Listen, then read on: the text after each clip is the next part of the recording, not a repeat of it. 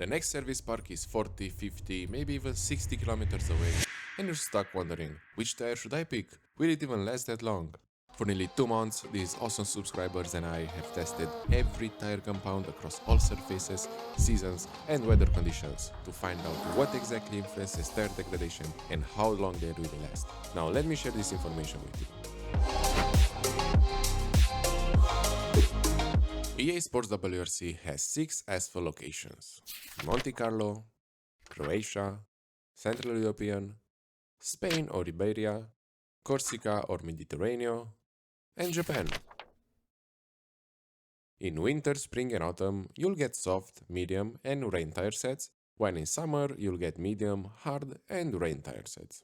For these tests, we selected the most twisty and complicated locations and used the shortest tracks, allowing us to test in small increments to ensure maximum accuracy. First, we raced with the default car setup in all conditions, then everyone applied their custom setups and we repeated the same runs. Now for the results. The soft tires last around 35 kilometers in winter, spring and autumn, or about 22 miles, while the medium tires hold up for about 55 to 60 kilometers, or about 35 miles. In summer, the medium tires wear out at the same rate as the soft tires in the other 3 seasons, and the hard tires match the wear rate of the medium compounds in the other seasons. Now, it's normal to replace softer compounds with harder ones when temperatures go up, but these feel kinda hardwired to just last like the softer compounds, the only difference being their name. What about when temperatures drop? Okay, there are no softer compounds to switch to, but then why do the soft and medium tires last the same distance as in spring and autumn? The slight differences between each chart are because for each season we tested in a different location with different track lengths, obviously making it impossible to match exact distances. An even more interesting fact: why do the rain tires last exactly the same no matter the season or whether it is dry or wet?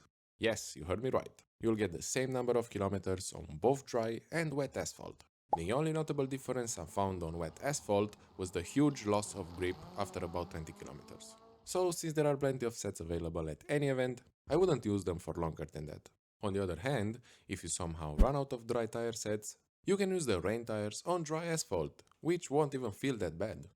They offer pretty good grip and last longer than the softer variant, but why they behave the same in every season and weather condition still remains a mystery to me. One asphalt tire we still haven't talked about is the winter tire, which you'll only find in Monte Carlo. Even if you select winter as a season in any other asphalt location and set the track condition to wet or snow, you will only get a few snowy patches on the sides and the road surface will be wet, with your only option being the rain tires. Now, how long do these winter tires last? Since the tracks are extremely diverse in terms of ice coverage, and unfortunately, when selecting tracks, the game doesn't tell us how much ice or dry asphalt is present, unlike the gravel tracks where you know exactly how much gravel, asphalt and cobblestone the track has, it was very difficult to decide which tracks we should test on. What we did was test on tracks fully covered with ice, like track number 5 and 6, and then test on almost fully dry tracks like 9 and 10. On dry asphalt, the winter tires only lasted around 27 kilometers, while on full ice, they lasted well over 100 kilometers. From my perspective, I think that Monte Carlo has more dry asphalt than ice, so the average value you see here was calculated using a weighted average. I did it by using 60% dry and 40% ice, which gave me around 50 kilometers. However, this value may vary from one championship to another. So while the dry and ice numbers are correct, if you know the tracks and how much they're covered in ice, you can estimate for yourself how long your tires will last. In some championships, you might encounter very little ice and still use the winter tires, so your best estimation should be closer to the dry value. In other championships, your races may mostly be covered with ice and snow, and you can expect they last thousands of kilometers. Now, what about the differences between the default and custom tuning results? Well, they're kinda non-existent. Only 2 of us noticed very small differences in some tests. For example, with medium tires in spring on the default car setup, I got up to 54.8 kilometers. But after applying my setup, my tires were in new condition after the first run, yet they still became poor by the same 54.8 kilometer mark. With the hard tires in summer on Monte Carlo, using the default setup, my tires got poor by 52.9 kilometers. With a custom setup, After the first run, the tires were still new, but this time they became powered at 61.5 kilometers. On Monte, with the default car setup on descending tracks, I was sliding a lot and using the handbrake excessively to help the car rotate. After applying my setup and having full control over the car, I managed to maintain a good racing line and stay more grippy. So, in my opinion, the car setup does not directly influence tire wear, and I'm referring more to the alignment. In real life, if improperly dialed in, it can destroy even normal road tires in a few hundred kilometers under road legal driving conditions. So here we should have seen more dramatic differences. Sliding, tire spin and brake lockups are the factors that wear out your tires on asphalt. The car setup will just help you avoid doing these three things excessively, which in certain circumstances may help you get more kilometers out of your tires. Now what about the gravel tires? Gravel tires are slightly more complicated than asphalt tires, so I'll split them into three categories: Gravel 1, Gravel 2 and Gravel 3. Yeah, very inspired. In the first category we have Poland, Latvia, Estonia, Finland and New Zealand or Oceania. What do these 5 countries have in common? The first 4 kinda make sense. They are all nearly neighboring countries and share a similar climate around the Baltic Sea. But what about New Zealand? According to Wikipedia, the city of Auckland, where the service park is located for WRC events, has an average daily temperature ranging from 20 degrees Celsius in the summer to 11 degrees in winter, with a nearly average of around 15 degrees Celsius. For those who say this table is incorrect, I bet you live in the Northern Hemisphere. When it is summer in the Northern Hemisphere, June, July and August, it is winter in the Southern Hemisphere and vice versa. Now, if we look at the same table on Wikipedia for the other 4 countries, the yearly average temperature is 8.1 degrees Celsius in Poland, 7.9 in Latvia, 6.3 in Estonia and 3.8 in Finland. That's kinda cold compared to New Zealand, right? For now we're gonna move on to the second category. In the second column, Gravel 2, we have Portugal, Italy, Greece and Chile. Again, the first 3 countries are located at roughly the same latitude and are all around the Mediterranean Sea, more or less. But what about Chile? If we go all the way around the globe to South America, we find that Chile is a huge country, stretching from desolate icy wastelands in the south to dry sandy deserts in the north. However, we're going to pinpoint the exact location where the WRC events are held, which is the city of Concepcion. According to Wikipedia, this city has an annual average temperature of 13.1 degrees Celsius. Compared to the other 3 countries on this list, they all have similar yearly averages. The third column, Gravel 3, consists of Mexico, Kenya, and Indonesia, or Pacifico. All these countries are located around the equator, with yearly averages of 18.2 degrees Celsius in Kenya, 19.9 in Mexico, and 27.2 in Pacifico. I took the temperatures from all the seasons in each location, averaged them and placed them in this table. Now if you ask me, I would have put New Zealand in the second category. In the Gravel 1 category, all other countries have average yearly temperatures under 10 degrees Celsius. In the second around 15 and in the third around 20. I don't know why it landed in the first category though, maybe it was a developer mistake or who knows. Note that all of the temperatures I mentioned for each country are from the cities and regions where the WRC events are held, not the country's averages. But it was much easier for me to mention the country's international names than to specify the exact city names with all their pronunciation symbols and whatever. For each category, you'll get different tire compounds. For Gravel 1, in winter, spring and autumn, you'll get super soft and soft tire sets, while in summer, you'll get soft and medium. One interesting fact here is that gravel tires have an even softer variant than their asphalt counterparts, the super soft. For Gravel 2 you have super soft and soft in winter, soft and medium in spring and autumn, and medium and hard in summer. As for Gravel 3, these are the hottest countries and you'll get medium and hard tires no matter the season. For these tests, we applied the same method as for the asphalt tests. However, here we ditched the default setup tests in favor of much more complicated ones. If on asphalt, where precision matters the most, running the car on both default and custom setups return 95 the same results, on dirt and gravel this would have been just a waste of time. But to validate this, we did run a few tests and yeah, the results were the same. After all this talk, it's clear that temperature plays a crucial role in choosing the right tire compound for the events. But here, we wanted to take it to the next level. I'm talking about day and night temperatures, season to season variations, especially where we use the same tire compound over multiple seasons, and dry and wet durability, since here we are using the same type of tire unlike the separate dry and rain tires used on asphalt. The candidate for Gravel 1 test was Poland, which in my opinion was the best choice. It's not as straight as Latvia and Estonia, the turns are tighter and more aggressive than Finland's, and it is much easier to lose your flow than in New Zealand. So, in winter, spring and autumn, for the super soft and soft tires, we got the same results. In summer, the softs lasted exactly as long as the super softs, and the mediums lasted the same as the softs in the other 3 seasons. Just like the asphalt tires, the harder compounds in summer are just the exact replacement for the softer compounds in the other seasons. If you're interested in buying Fanatec products, you can use my affiliate links in the description. It won't cost you anything extra, but I earn a small commission from your order. Thanks! Now for the wet tests. You might have noticed that there are 3 levels of wet conditions. If you didn't, pay good attention to this part. The first level is partly cloud wet. The second level can be found by setting cloudy wet, overcast wet or light rain wet. As you can see, the weather icon now shows 3 water droplets. The final level is heavy rain wet, where the icon now shows a car that appears to be flooded. Now, if we visually inspect all these weather conditions, we'll definitely notice some differences. In the first level, only a few wet patches appear on the road surface. At the second level, the road looks fully covered with water, and in heavy rain, the road appears completely soaked. So, how do these 3 conditions affect grip and tire degradation? At first thought, more water should make the surface more slippery, meaning less friction and therefore more kilometers, right? Just like the winter tires on Monte Carlo's ice, right? Well, I don't like being the bad news bringer, but there isn't a single difference between any of the wet levels. Even more than that, the softer compound for each season isn't affected by water at all. Only the harder compounds last longer, giving you about 7 to 8 kilometers more, which is roughly the length of a very short race. The tests for the second category were done in Portugal.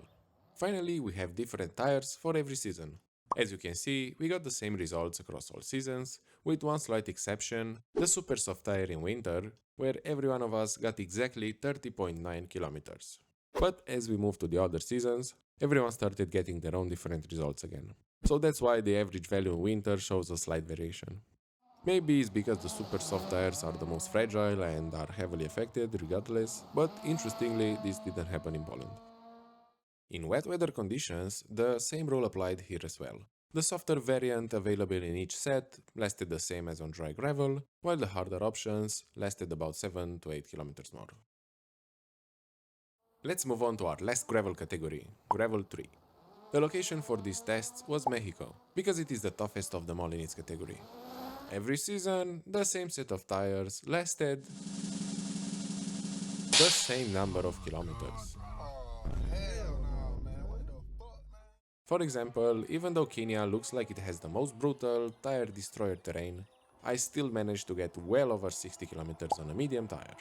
On wet gravel, as expected, the medium tire performed as if the ground was dry, while the harder tire gained about 7 kilometers of distance, or about 4 miles. So, other than theoretical differences in the name of the weather condition and the icon it shows, the only real difference is visual. Not even the grip changes across all wet levels. Of course, driving gets a bit harder the heavier it rains, because of those huge and unrealistic water droplets, but that's just it. Now that we have all the results, let's compare how the same tire compounds perform across different locations. For that, we need to go back to my temperatures table.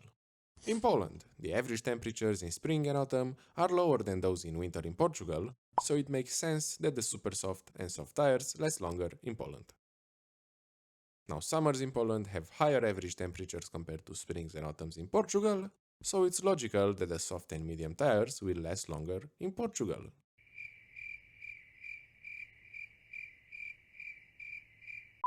Moving on to the medium and hard tire compounds available in Portugal in summer, compared to the medium and hard tires available in each season in Mexico, the temperatures suggest that the tires should last about the same numbers of kilometers. Except in winter, where you should be able to put even more kilometers into them.